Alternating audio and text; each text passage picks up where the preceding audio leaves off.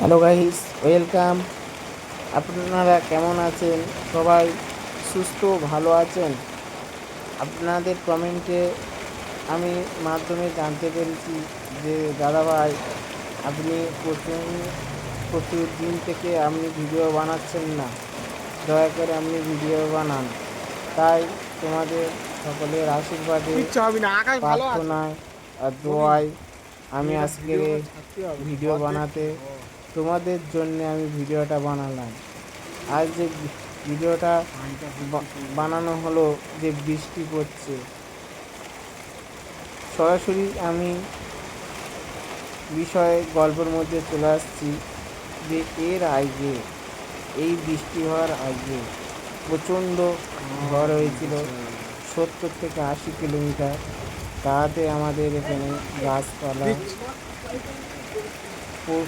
প্রচুর ভেঙে গিয়েছে। এলবেস্টার ঘরবাড়ি, নাম নিরীহ দরিদ্রদের ঘরবাড়ি, কম বেশি লোকজনদের ক্ষয়ক্ষতি হয়েছে।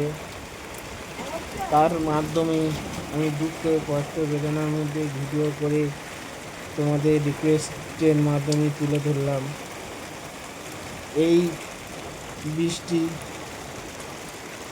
হওয়ার আগে প্রচুর ঝড় হয়েছে, মানুষজনদেরকে ক্ষতি হয়েছে।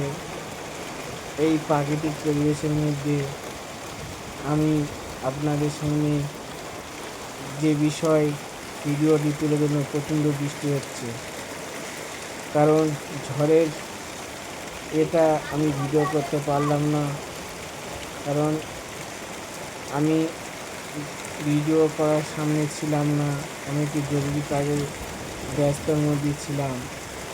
তাই এই প্রাকৃতিক পরিবেশের মধ্যে দিয়ে এই হালকা হালকা ঝড় বইছে, তার ভিতরে বৃষ্টি হচ্ছে, গাছের পাতাগুলো ঝরঝর করে শুনশুন করে আওয়াজ বইতেছে, তার ভিতরে বৃষ্টি চলছে।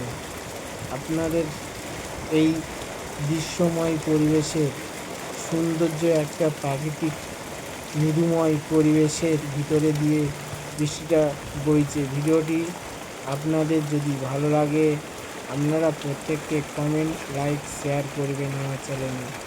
তাহলে পরবর্তী নেক্সট চ্যানেলে আরও ভিডিওটি বানাতে পারবো।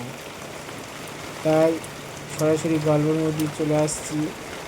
যে কিছুদিন, এটা আষাঢ় মাস চলছে, কারণ এটা বর্ষা, আর কিছুদিন পরে চলে আসবে মৌসুমি বাবু।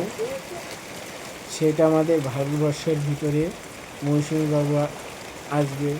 এটা প্রথম আসবে কেরালা, উড়িষ্যার মাধ্যমে। যেহেতু আমি এটা সংবাদ মাধ্যমে শুনলাম, এটা সঠিক হতে পারে আবার নাও হতে পারে, এটা বিশ্লেষণরা তারা বলতে পারবে। তাই প্রাকৃতিক পরিবেশের মধ্যে সরাসরি আমি চলে আসলাম যে গল্প। এর আগে মানব